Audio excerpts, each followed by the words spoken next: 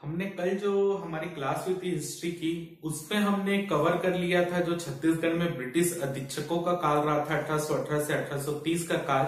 और लास्ट में हमने देखा था कि जब रघुजी तृतीय वयस्क हो जाते हैं तो उस जो छत्तीसगढ़ का शासन के साथ साथ पूरे नागपुर राज्य का जो शासन है वो रघुजी तृतीय को दे दिया जाता है 6 जून 1830 को। तो 6 जून 1830 से जो रघुजी तृतीय का शासन नागपुर राज्य में चालू होता है, तो छत्तीसगढ़ भी नागपुर राज्य के अंतर्गत एक जिला या एक सूबा होता है, तो छत्तीसगढ़ में भी रघुजी तृतीय का शासन चालू हो जाता है।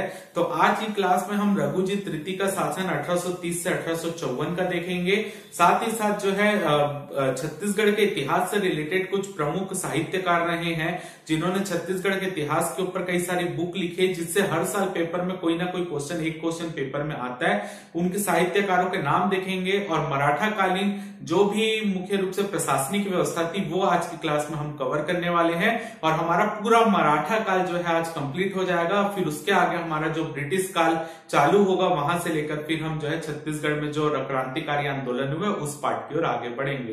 तो चलिए चालू करते हैं आज की क्लास और देखते हैं जो रघुजी तृतीय का शासन 1830 से 1854 के काल में रहा है। एक्चुअल में दिसंबर 1853 में ही रघुजी तृतीय की मृत्यु हो जाती है, लेकिन जो शासन वापस दिया जाता है अंग्रेजों को वो 1854 में होता है। इसी के लिए हम 1830 से 1854 लिख रहे हैं। आपको एक चीज और मैं यहाँ पर बताना चाहूंगा कि जो रघुजी तृतीय है यहाँ पर नागपुर राज्य में सत्ता तो स्थापित कर लिए, लेकिन क्योंकि अंग्रेजों से सहायक संधि किए हुए थे अप्पा साहब, यानी मराठों का अंग्रेजों से पहले से सहायक संधि था, तो यहाँ पर ये नागपुर राज्य के शासक तो बन गए, लेकिन ये वर्तमान में भी मतलब उस समय की स्थिति के हिसाब से भी वो वहां पर अंग्रेजों कहीं ना कहीं उनकी राजनीति में हस्तक्षेप करते थे। यानी नागपुर राज्य में हस्तक्षेप अंग्रेजों का चालू हो चुका था। तो ये पूर्ण रूप से स्वतंत्र शासक रघुजी तृतीय भी नहीं थे, लेकिन हमको ये 1830 से 1854 के काल को बोलते हैं नागपुर राज्य या छत्तीसगढ़ में पुनः भोसला शासन या पुनः मराठा शासन। ठीक है, लेकिन यहाँ पर रघुजी तृतीय पूर्ण रूप से स्वतंत्र नहीं थे। कभी कूट वाला क्वेश्चन आप पेपर में आ गया तो उसमें आप याद रखिएगा रघुजी तृतीय पूर्ण रूप से स्वतंत्र शासक नहीं थे, अंग्रेज उनमें भी हस्तक्षेप कर रहे थे। अब चालू करते हैं। जैसे कि मैंने कल बताया था कि नागपुर राज्य को 5 जिलों या 5 सूबों में बांटा गया था। नागपुर जिला, भंगरा जिला, चांदा जिला, छिंदवाड़ा जिला और छत्तीसगढ़ जिला। और प्रत्येक जिले में एक एक ब्रिटिश अधीक्षक आए थे और पूरे जिलों को नियंत्रित करने के लिए जो होता था एक ब्रिटिश रेजिडेंट होता था जो जेनकिंस था, बाद में बदल के विल्डर कर दिया गया। ठीक है, तो यहाँ पर 6 जून 1830 को जो छत्तीसगढ़ का अंतिम ब्रिटिश अधीक्षक रहता है क्राफर्ड, वो क्राफर्ड जो रहता है वो शासन का भार जो है सौंप देता है कृष्णराव अप्पा को। जैसे कि यहाँ पर कृष्णराव अप्पा कौन है, अब हम वो समझते हैं। जैसे कि नागपुर राज्य 5 जिलों में बटा हुआ था, तो छत्तीसगढ़ भी एक जिला था। तो वहां पर क्या होता था, जैसे हर जिले के लिए अंग्रेज क्या कर रहे थे, ब्रिटिश अधीक्षक भेज रहे थे, लेकिन यहाँ पर जब शासन रघुजी तृतीय के हाथों में आता है तो रघुजी तृतीय क्या करते हैं, हर जिलों के लिए जिलेदारों की नियुक्ति करते हैं। और उस जिलेदारों को या जिलेदार बोला जाता था या जिलेदार बोला जाता था, और जिले को जिला बोला जाता था, यानी बीच में आधा ल भी लगता था। ठीक है, तो जिलेदार, जैसे ब्रिटिश अधीक्षक आ रहे थे जिलों में, वैसे ही अब जिलों में कौन आ रहा है, जिलेदार। क्लियर है। तो यहाँ पर जो है जिलेदारों की नियुक्ति कब हुई, 1830 से 1854 के काल में। तो छत्तीसगढ़ के पहले जिलेदार थे, उनका नाम था कृष्णराव अप्पा। तो जब क्राफर्ड 6 जून 1830 को जो छत्तीसगढ़ का कार्यभार रहते हैं वो सौंप देते हैं छत्तीसगढ़ के पहले जिलेदार कृष्णराव अप्पा को। तो और कोई नहीं, आपको कंफ्यूज नहीं होना है कि जैसे ब्रिटिश अधीक्षक भी जिलों में शासन करने आ रहे थे, तो अब मराठा काल चालू हुआ तो वही शब्दावली बदल गई और ब्रिटिश अधीक्षक के स्थान पर हो गए जिलेदार। ठीक है, तो पहले जिलेदार थे कृष्णराव अप्पा, सेकंड थे अमृतराव, तीसरे थे सदरुद्दीन, चौथे थे दुर्गा प्रसाद, पांचवे थे इंटुक राव, छठवें थे सखाराम बापू, सातवें थे गोविंद राव और आखिरी जिलेदार थे गोपाल राव। ठीक है, फिर से आपको ये बस क्रम पूछेगा अगर कभी आ गया पेपर में, कौन कौन से जिलेदार थे या पहले जिलेदार कौन था। तो कृष्णराव अप्पा, अमृतराव, सदरुद्दीन, दुर्गा प्रसाद, इंटुक राव, सखाराम बापू, गोविंद राव, गोपाल राव। अब आपको याद रखना है कि एक सखाराम हरि भी आए थे सूबेदार बन के, वो अलग है, उनकी हत्या हुई थी। ये दूसरे हैं, ये इनका नाम है सखाराम बापू। तो छत्तीसगढ़ में टोटल कितने जिलेदार रहे, 8 जिलेदार रहे। क्लियर है। आगे भी हम इसको देखेंगे। अब हम यहाँ पर ये देखने की कोशिश करते हैं कि जब ये छत्तीसगढ़ में रघुजी तृतीय का शासन चालू हुआ पूरे नागपुर राज्य में और छत्तीसगढ़ में जिलेदारों को भेजा गया, तो इन रघुजी तृतीय के काल में कौन कौन से विद्रोह हुए ये इंपॉर्टेंट है और पेपर में पूछा जाता है कि रघुजी तृतीय के काल में कौन कौन से विद्रोह हुए, उसमें 1 2 3 4 2 3 4 इस तरीके के ऑप्शन रहते हैं। तो अगर हम देखें तो सबसे पहले अगर रघुजी तृतीय के काल में देखें तो जो पहला विद्रोह हुआ था धमधा के गोंड जमींदार का विद्रोह, ये 1830 में हुआ था। ठीक है, तो 1830 में जो धमधा के जमींदार थे उन्होंने जो है जैसे ही मुख्य रूप से ब्रिटिश अधीक्षकों का काल खत्म होता है और जिलेदारों का कार्यकाल प्रारंभ होता है, वो जो है मुख्य रूप से विद्रोह करने लग जाते हैं। तो जो कृष्णराव अप्पा रहते हैं वो अपने घुड़सवार सैनिकों को वहां पर विद्रोह को शांत करने के लिए भेजते हैं और साथ ही साथ जो है इसकी सूचना नागपुर में रघुजी तृतीय को भी देते हैं। रघुजी तृतीय अंग्रेजों से भी मदद मांगते हैं, फिर अंग्रेज और जो मुख्य रूप से मराठा सेना मिलकर जो है वो धमधा के गोंड जमींदारों के विद्रोह को शांत कर देती है। तो यहाँ पर आप देखिए 1830 में धमधा के गोंड जमींदार का विद्रोह हुआ है। आपको यहां से देखिए, मैं आपको फिर से बोल रहा हूं, इंग्लिश जो ब्रिटिश सेना थी वो भी आती, यानी आप समझ सकते हैं कहीं ना कहीं शासन में ब्रिटिशों का भी हस्तक्षेप था, क्योंकि मराठी भी मदद किससे मांग रहे हैं, अंग्रेजों से मांग रहे हैं। ठीक है, सेकंड जो था जो मुख्य रूप से रघुजी तृतीय के काल में हुआ था, सती प्रथा पर प्रतिबंध लगा था। जब यहाँ पर जो है अंग्रेजों को ये सूचना मिलती है कि नागपुर राज्य में सती प्रथा विद्यमान है, तो नागपुर राज्य के अंतर्गत ही छत्तीसगढ़ आ रहा था। हमने कितना सारे पढ़े कि उनकी रानियां सती हो रही थी। ठीक है, बिंबाजी भोसले की रानी उमाबाई भी सती हुई थी, कलचुरी कालीन जो रानियां थी वो भी सती हो रही थी। तो कहीं ना कहीं नागपुर राज्य ओवरऑल छत्तीसगढ़ में भी जो है सती प्रथा विद्यमान थी। तो अंग्रेजों ने जो है रघुजी तृतीय को बोला कि आप एक ऐसा कानून पारित करो जिसमें सती प्रथा पर रोक लगाई जा सके।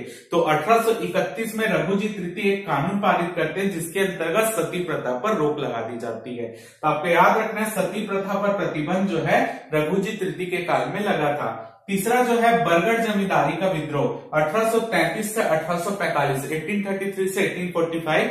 बरगढ़ जो हम पहले अभी तक पढ़ के आ रहे थे जो महासमुंद के अंतर्गत था, ये वाला बरगढ़ नहीं है, ये बरगढ़ खोला है। बरगढ़ खोला जो है ये रायगढ़ के आसपास के क्षेत्र में पड़ता था। तो जो बरगढ़ के जमींदार थे 1833 में, उनका नाम था अजीत सिंह और उनके बेटे का नाम था बलराम सिंह। अजीत सिंह और बलराम सिंह जो है यहाँ पर मुख्य रूप से अंग्रेजों और मराठों का विरोध करने लग जाते हैं। यानी बरगढ़ जमींदारी के जो जमींदार अजीत सिंह रहते हैं और बलराम सिंह उनके बेटे रहते हैं, ये दोनों जो है अंग्रेजों और मराठों का विद्रोह करने लग जाते हैं उनके खिलाफ। तब जो है अंग्रेज जो है रायगढ़ के जमींदार को यहाँ पर बोलते हैं, जिनका नाम रहता है देवनाथ सिंह, रायगढ़ के जमींदार को बोलते हैं कि आप इस विद्रोह को शांत करवाएं। क्योंकि रायगढ़ की जमींदारी जो थी, आप सीधा सीधा बोल सकते हैं, एक बड़ी जमींदारी थी। तो यहाँ पर जो है रायगढ़ के जमींदार जो देवनाथ सिंह रहते हैं और अंग्रेजों के खास भक्त रहते हैं उस समय, तो अंग्रेजों ने रायगढ़ के जमींदार देवनाथ सिंह को बोला, क्योंकि ये जो रायगढ़ जमींदारी के पास ही बरगढ़ था, सबसे पहले सेना कहाँ रायगढ़ से ही पहुंच सकती थी वहां। तो देवनाथ सिंह जो है अपनी सेना भेजते हैं और इस विद्रोह को शांत करवा देते हैं। अजीत सिंह जो है उनको गिरफ्तार कर लिया जाता है और गिरफ्तार करके उनको रांची जेल भेज दिया जाता है, जहां पर अजीत सिंह जो है आत्महत्या कर लेते हैं। ठीक है, तो अजीत सिंह कहाँ चले जाते हैं, रांची जेल, और रांची जेल में जाकर जो है ये आत्महत्या कर लेते हैं। लेकिन बलराम सिंह जो रहते हैं वो विद्रोह को अभी भी जारी रखते हैं और ये विद्रोह 1845 तक चलता रहता है। और 1845 में जाकर जो है बलराम सिंह जो है अंग्रेजों के सामने सरेंडर कर देते हैं और अंग्रेजों और बलराम सिंह के मध्य समझौता हो जाता है, जिसके मुख्य रूप से फिर अंग्रेज क्या करते हैं, मालखरौद नामक जगह को दे देते हैं। किसको, बलराम सिंह को, कि मालखरौद के अंतर्गत जो 10 गांव आ रहे हैं आप उससे जो है टैक्स वसूल करके अपना जीवन यापन करते रहिए। ठीक है, तो ये था बरगढ़ जमींदारी का विद्रोह 1833 से 1845। ये भी रघुजी तृतीय के काल में हुआ था। अंग्रेजों और मराठों ने इसको रायगढ़ के जो जमींदार थे देवनाथ सिंह, उनकी मदद से इस विद्रोह को दबाया था। अगला जो है तारापुर का विद्रोह हुआ था। तो तारापुर का विद्रोह हम इतिहास में पढ़ेंगे, जब वहां पर बस्तर का इतिहास पढ़ेंगे, जनजातीय आंदोलन या आदिवासी विद्रोह, उसके अंतर्गत हम इसको डिटेल में पढ़ेंगे। बस आप यहाँ पर नोट करते हुए चलिए कि तारापुर का विद्रोह जो 1842 से 1854 के मध्य हुआ था, ये भी रघुजी तृतीय के काल में हुआ था। अगला जो है मेरिया विद्रोह, ये भी आदिवासी आंदोलन जनजाति विद्रोह में हम पढ़ेंगे। ये 1842 से 1863 के मध्य हुआ था। तो ये भी जो है रघुजी तृतीय के काल में हुआ था। तो ओवरऑल देखें तो रघुजी तृतीय के काल की घटनाएं क्या है, धमधा के गोंड राजा का विद्रोह, सती प्रथा पर प्रतिबंध, बरगढ़ जमींदारी का विद्रोह, तारापुर का विद्रोह, मेरिया विद्रोह, ये सब हुआ है रघुजी तृतीय के काल में, आपको याद रखना है। इसके अलावा आपको पता होगा जब हमने कल पढ़ा था सैंडिस के काल में जो है ताहूतदारी व्यवस्था चालू हुई थी, यानी जो कृषि ऐसी भूमि जो बंजर हो गई थी तो वो बंजर भूमि अमीर व्यक्तियों को दे देते थे ताकि वो उस पर पैसा लगाए और उस पर पैसा लगा के उस बंजर भूमि को पुनः उपजाऊ बनाए और वहां पर जो फसल उत्पादन होगा उससे जो आय होगी उसका एक हिस्सा अंग्रेजों और मराठों को मिल जाएगा उससे।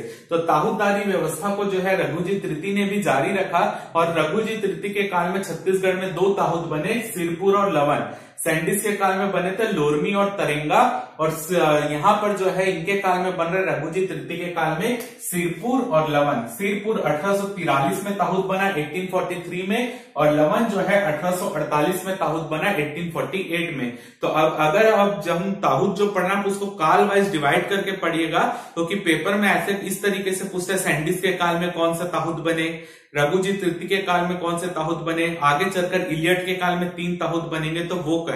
तो आप डिवाइड करके एक ही जगह नोट कीजिएगा कि सैंडिस के काल में बना लोरमी और तरेंगा, यहाँ पे रघुजी तृतीय के काल में बना सिरपुर और लवन 1843 और 1848 को लवन बना।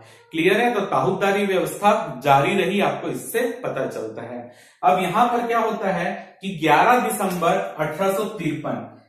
दिसंबर 1853 को रघुजी तृतीय जो नागपुर राज्य के शासक रहते हैं उनकी हो जाती है मृत्यु और उनकी जब मृत्यु होती है तो उनकी कोई भी संतान नहीं रहती और इस समय जो भारत का आप बोल सकते हैं गवर्नर जनरल था उसका नाम था लॉर्ड डलहौजी। तो डलहौजी की एक नीति प्रचलित थी जिसको हम हड़प नीति के नाम से जानते हैं या जिसको बोलते थे इंग्लिश में डॉक्ट्रिन ऑफ लैप्स। ठीक है। तो यहां पर क्या होता है, हड़प नीति ये होती है डलहौजी की कि ऐसी कोई भी जमींदारी या ऐसा कोई भी राज्य जिसको ब्रिटिश शासन ने बसाया है या वो ब्रिटिश शासन के अंतर्गत उनकी सहायक संधि को स्वीकार किए हैं, अगर राजा की मृत्यु बिना किसी संतान के हो जाती है तो जो राजा का राज्य होगा या उसकी जमींदारी होगी वो हड़प ली जाएगी। तो यहां पर यानी वो ब्रिटिश साम्राज्य में मिला दी जाएगी।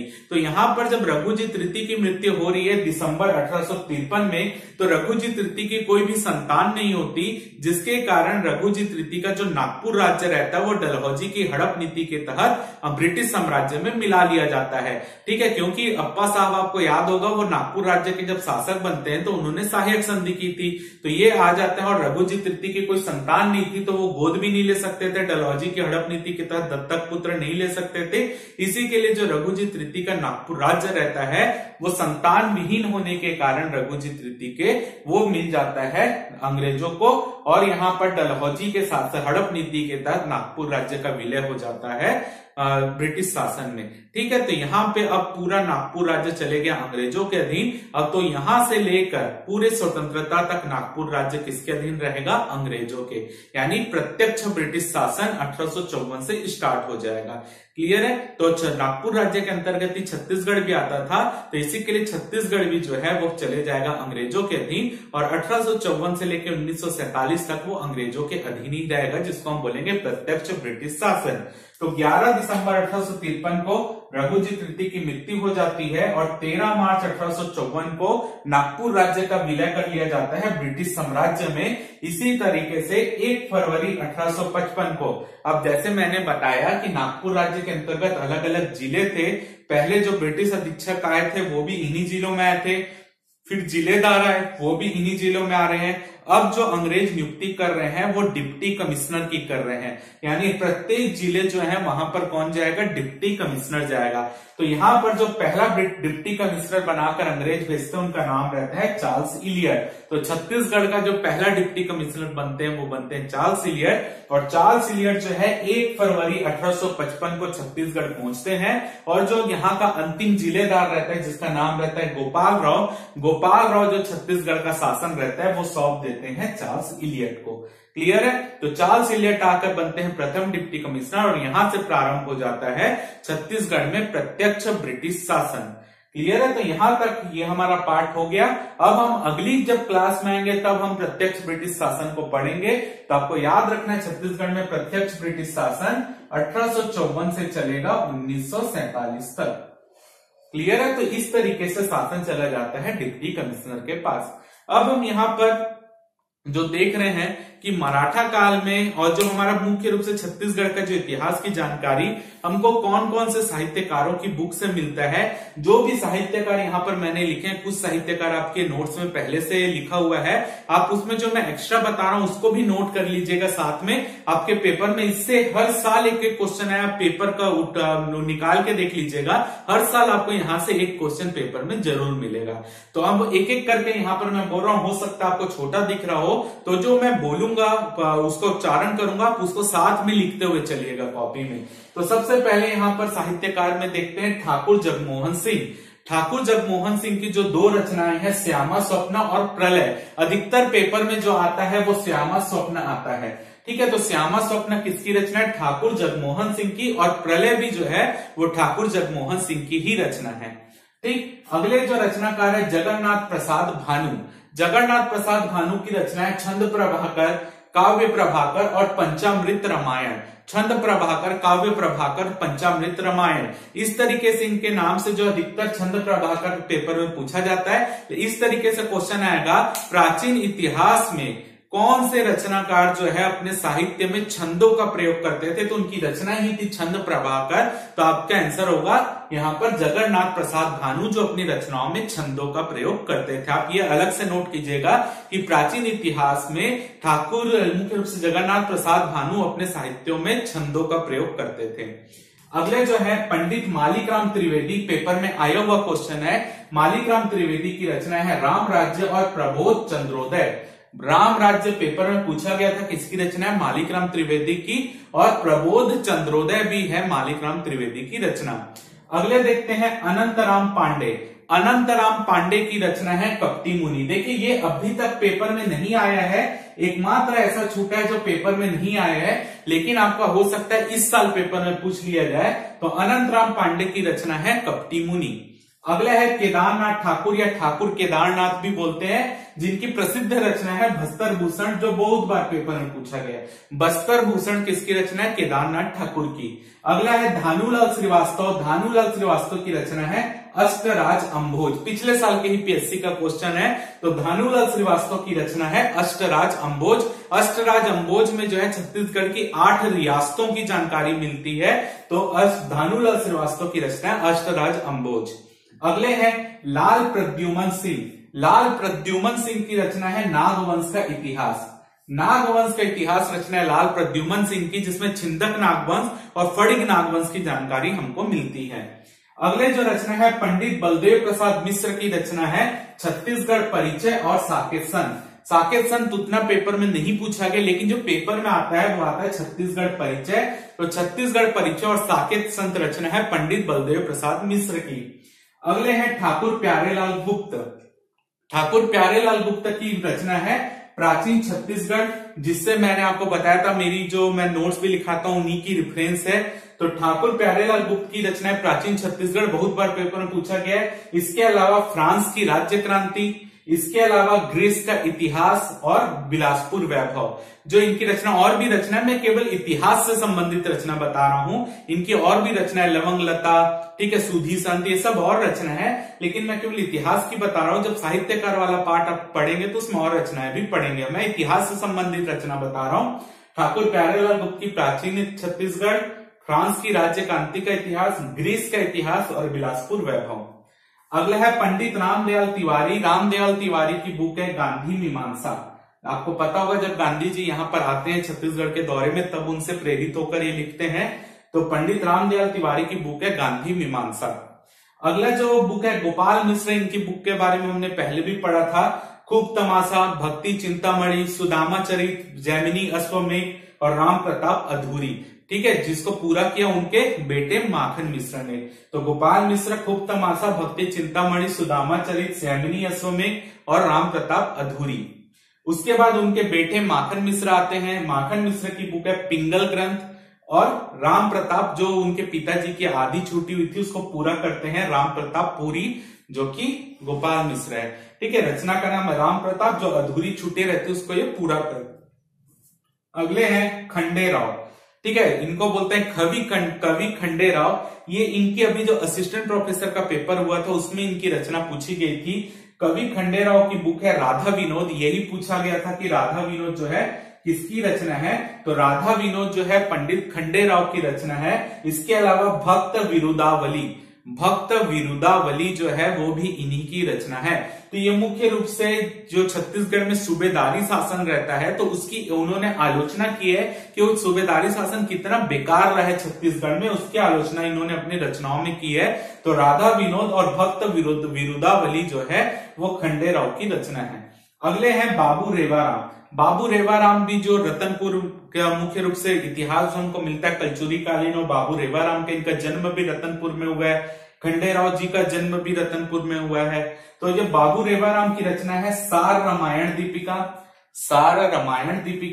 ब्राह्मण स्त्रोत, गीता माधव, गंगा लहरी, नर्मदाष्टक।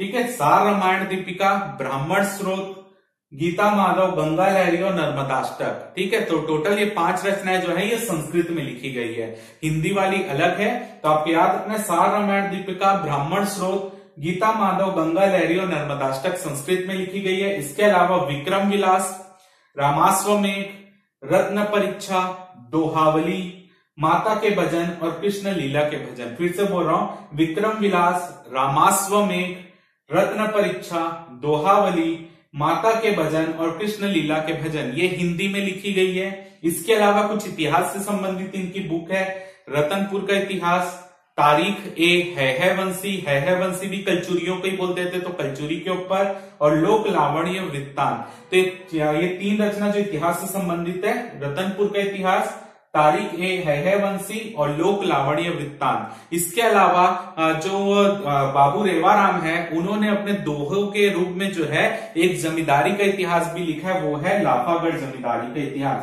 ये आपके पेपर में कभी भी पूछा जा सकता है कि दोहों के रूप में बाबू रेवाराम ने किस जमींदारी के इतिहास को लिखा है, तो वो है लाफागढ़ जमींदारी का इतिहास जो बाबू रेवाराम ने दोहों के रूप में लिखा है। तो अलग से ये क्वेश्चन पेपर में पूछा जा सकता है। तो इसके अलावा एक और है जो यहाँ पर गोकुल प्रसाद हैं, उनकी भी 2 रचना है, दुर्ग दर्पण और रायपुर रश्मि।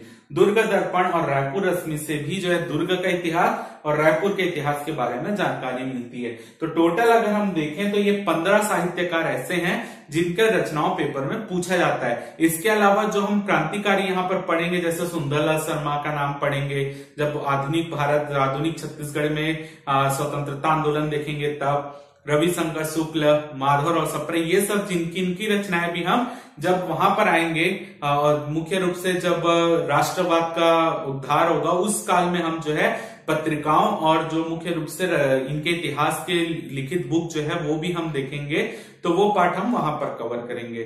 तो आप इसका स्क्रीनशॉट ले लीजिए, इसको फिर हम रफ करके आगे हम बढ़ेंगे और वहां पर हम देखेंगे कि जो मराठा कालीन प्रशासनिक व्यवस्था थी, कौन कौन से अधिकारी थे और कौन कौन से कर थे। अब हम वो वाला पार्ट कवर करें, जब तक आप इसका स्क्रीनशॉट ले लीजिए।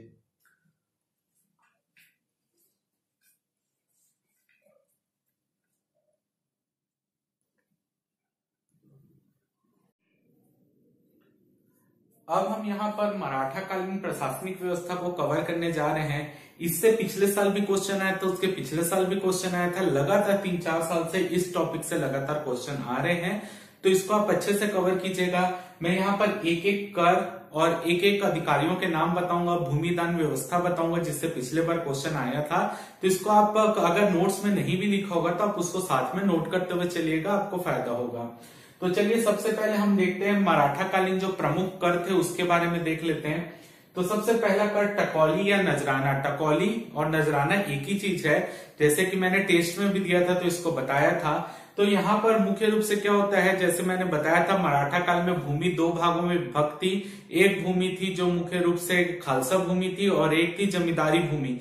खालसा भूमि वो भूमि होती थी जहां पर मराठों का स्वामित्व होता था, जिस पर कर लगाना और वसूल करना मराठों का काम था। जबकि दूसरी भूमि जो थी वो थी जमींदारी भूमि, जो कि जमींदारों के अधीन होती थी। वहां पर कर लगाना तो मराठों का काम था, लेकिन करों को वसूल करना और मराठों तक पहुंचाने का काम जो था वो था जमींदारों का। तो जो जमींदार पर वार्षिक कर लगाते थे मराठा, उसी को बोलते थे टकौली या नजराना। यानी जमींदारों से लिया जाने वाला वार्षिक कर को ही बोलते थे टकौली या नजराना।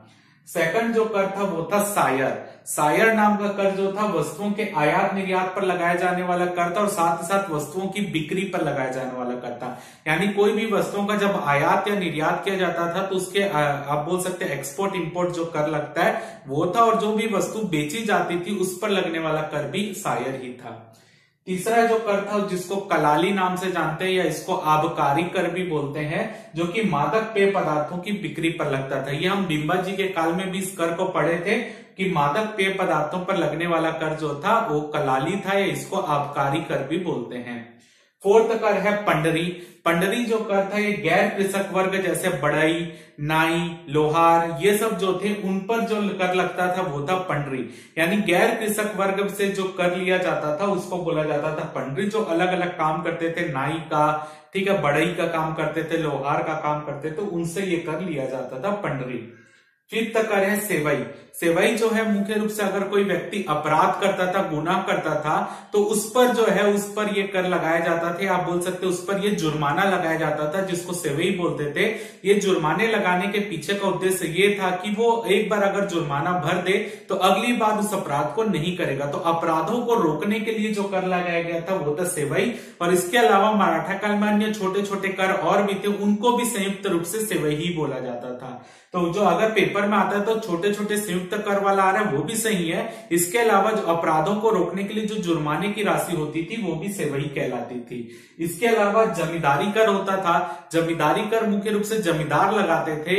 ऐसा होता था कि अगर कोई मान लीजिए कुछ अनाज है, अगर कोई जमींदार अपने क्षेत्र से बाहर कोई व्यक्ति, जैसे जमींदार मान लेते कोई एक जमींदारी है, उस जमींदारी के बाहर अगर कोई मतलब कुछ अनाज उग रहा है और जमींदारी में रहने वाले लोग अगर उस अनाज को अपनी जमींदारी में लाते हैं तो उस व्यक्ति जो कि उस अनाज को इस जमींदारी में लाया है तो उस व्यक्ति पर जो कर लगता था उसको बोलते थे जमींदारी कर। यानी बाहर से आने वाले अनाज पर जमींदारों द्वारा जो लगाया जाने वाला कर था अपनी जमींदारी क्षेत्र के अंदर, उसको बोलते थे जमींदारी कर। क्लियर है? तो जमींदारी कर क्या है? कोई भी अनाज अगर जमींदारी में रहने वाला कोई व्यक्ति किसी अनाज को अपने जमींदारी क्षेत्र से बाहर से मंगाता था तो उस जमींदारी क्षेत्र में जो जमींदार उस व्यक्ति पर जो अनाज मंगाया उस पर जो कर लगाता था वो होता था जमींदारी कर। क्लियर है? तो इतने सारे कर थे मराठा काल में। इसके अलावा मैंने अलग से आपको बिंबा जी के काल में भी करों को जो लगाए थे वो कर मैंने पहले ही पढ़ाए हुए हैं। तो आप एक काम कीजिएगा, आप अपनी कॉपी में जो है सभी करों को एक साथ नोट कर लीजिएगा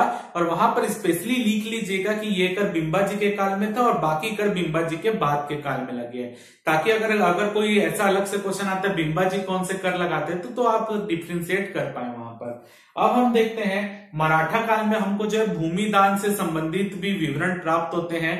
तो सबसे पहला भूमि दान से संबंधित जो विवरण है वो है मोकासा गांव। मोकासा गांव ऐसे गांव को कहा जाता था या ऐसी भूमि को कहा जाता था जो ब्राह्मणों को दान में दी जाती थी। यानी ब्राह्मणों को अगर कोई भूमि दान में दी जाती थी तो उसको मोकासा गांव कहते थे और उस गांव के अंतर्गत जो भी किसान आते थे उनसे भी कोई भी कर की राशि वसूल नहीं की जाती थी।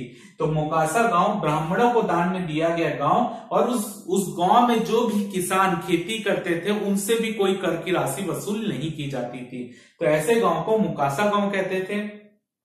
दूसरा गांव है धर्मदाय गांव। धर्मदाय गांव जो होता था ये धर्म के नाम पर किसी को भूमि दान में दिया जाता था तो उसको धर्मदाय गांव बोलते थे। और साथ ही साथ उस गांव में अगर कोई जोतिहर किसान होते थे उनसे, यानी जो फसलों को जोतने का काम करते थे उस गांव में, उससे भी कोई कर की राशि वसूल नहीं की जाती थी। ठीक है? तो ऐसा नहीं कि मान लीजिए मोकासा गांव किसी एक ब्राह्मण को भूमि दान दिए तो बस केवल वो कर रहित भूमि होगी, बल्कि वहां पर जो खेती कर रहे हैं किसान उस भूमि पर उनसे भी कोई टैक्स नहीं वसूल करते थे। तो आपको ये भी याद रखना है। तो मोकासा गांव ब्राह्मणों को धर्म के नाम पर दान की गई भूमि को धर्मदाय बोलते हैं। देव स्थान, अगर कोई किसी व्यक्ति को मंदिर बनाने के लिए अगर कोई भूमि दान की दी गई है तो उसको देव स्थान बोलते थे। यानी मंदिरों के निर्माण के लिए अगर भूमि दान दी गई है तो उसको देव स्थान बोलते थे। और एक होती थी नामनुक। नामनुक क्या होता था? जो जमींदारों की व्यक्तिगत भूमि होती थी उसको नामनुक बोलते थे।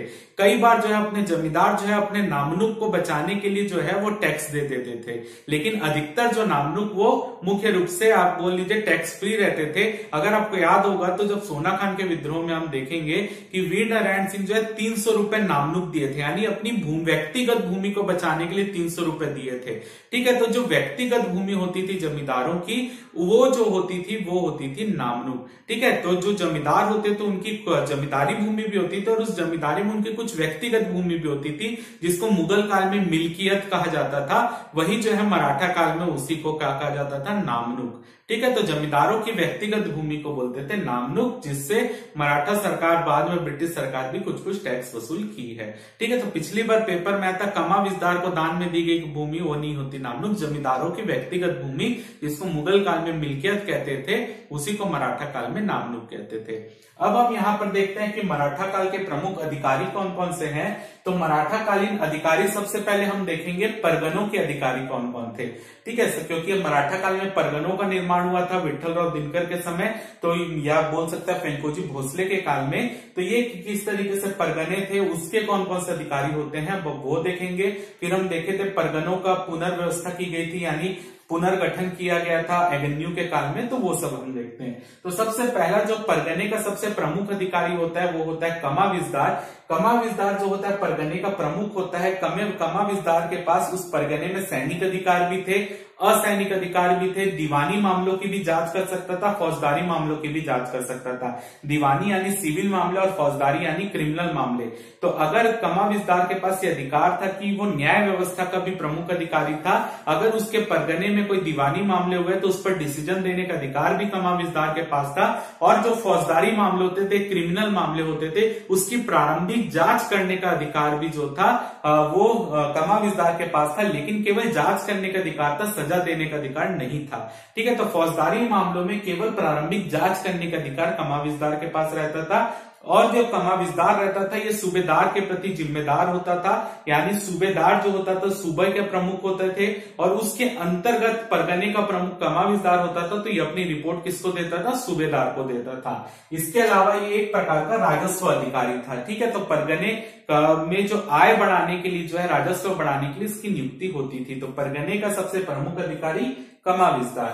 अगला है फड़नवीस। फड़नवीस जो होता था ये आय और व्यय का हिसाब रखता था। मुख्य रूप से परगने में जो भी आय और व्यय हो रहा है उसका हिसाब रखता था। इसको महालेखाकार भी कहा जाता था।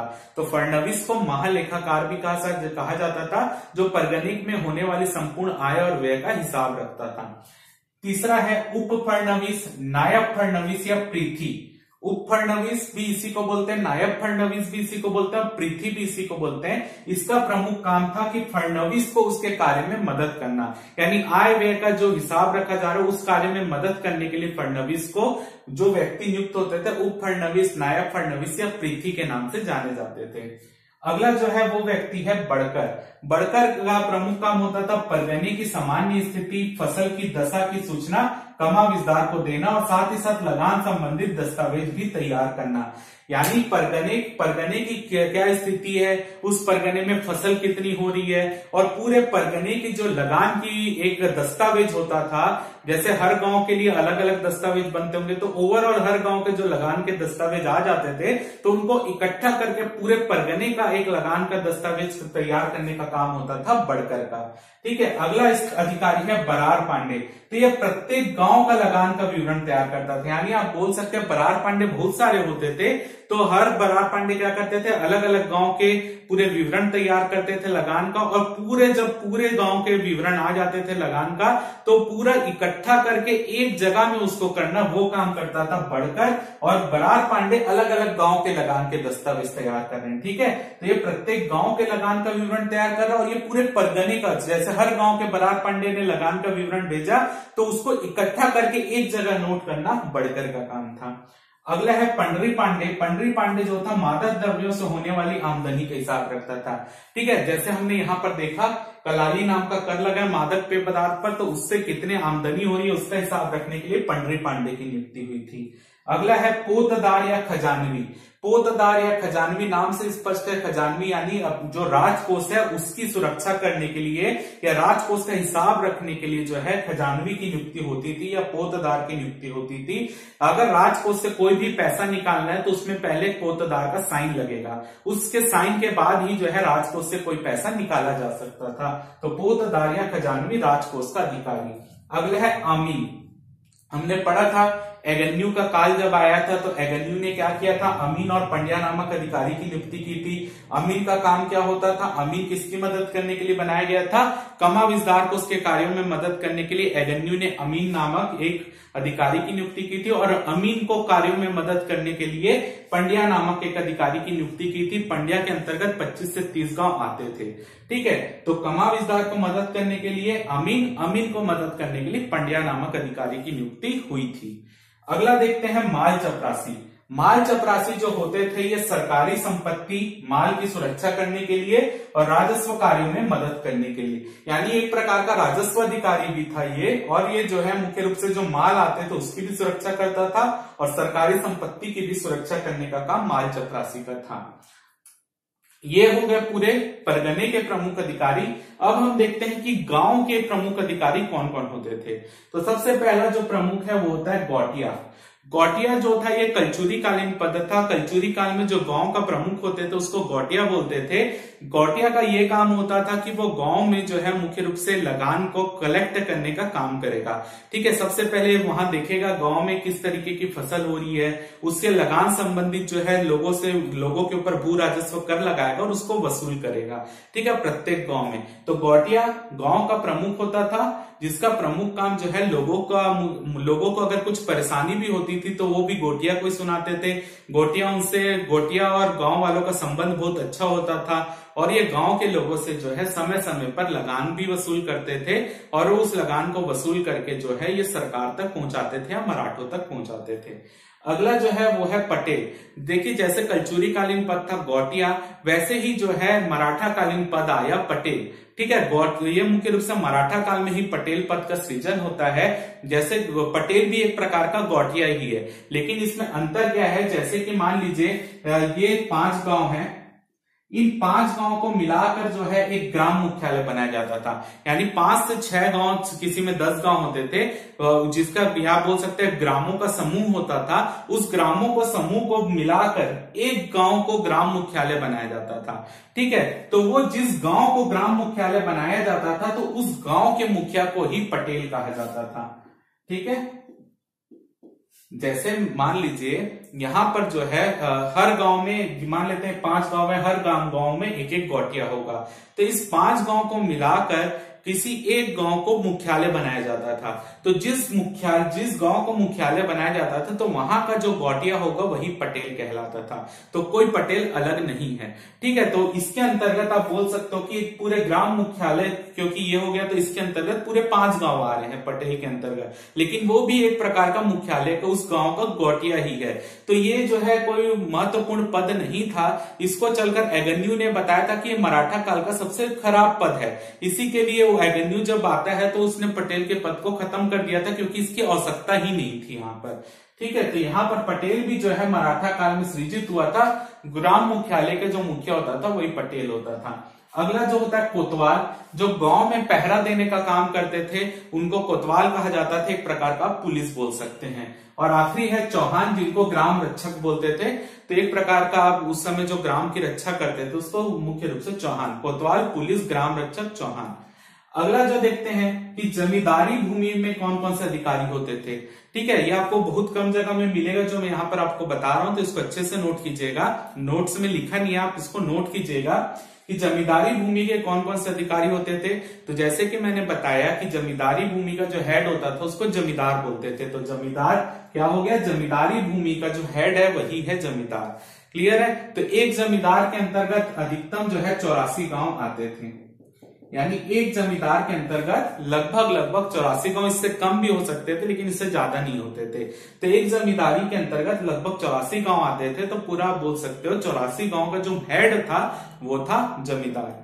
अगला होते हैं दीवान। तो हर जो पूरे 84 गांव आ रहे हैं एक जमींदारी में, तो पूरी जमींदारी को प्रबंधन करने का काम या जो मैनेजमेंट करने का काम, तो एक प्रकार का बोल सकते हो मैनेजर जो होता था इस जमींदारी का, उसको बोलते थे दीवान, जिसका काम होता था जमींदारी को प्रबंधक करना या प्रबंधन करना, उसको मैनेज करना, क्योंकि ये तो हेड हो गए, उसके अधीन हो गए। फिर होते थे दाऊ। अब जैसे जो जमींदारी में 84 गांव आते थे, अब उसी के नीचे बरहो होते थे, जिसमें एक बरहो में 12 गांव आते थे। तो 12 गांव को प्रबंधन करने का काम जो करते थे उनको बोलते थे दाऊ, जिसको बोलते थे मुख्य रूप से। आप ये बोल सकते हो कि यहाँ पर आप 12 से इंटू कर लीजिए, कितना हो गया, आप 84 को 12 से डिवाइड कर लीजिए, तो एक दीवान के अंतर्गत कितने दाऊ आएंगे आपको पता चल जाएगा। ठीक है, तो यहां पर अगर आप डिवाइड कर लेंगे तो यहां पर कितना आ जाएगा, 7। तो आप ये बोल सकते हैं कि एक दीवान के अंतर्गत 7 दाऊ आते थे। ठीक है, 12 इंटू 7 करेंगे तो 84 गांव हो जाएगा।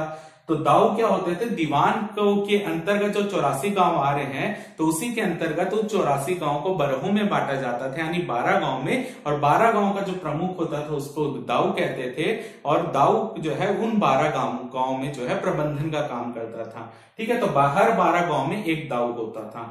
अगला है गौटिया, जो मैंने आपको पहले बता दिया, गांव का प्रमुख होता था, गांव संबंधित जो पैसे वसूली का काम और उसको जमींदार तक पहुंचाने का काम यहाँ पर गौटिया करता था। अगला है कृषि दरोगा।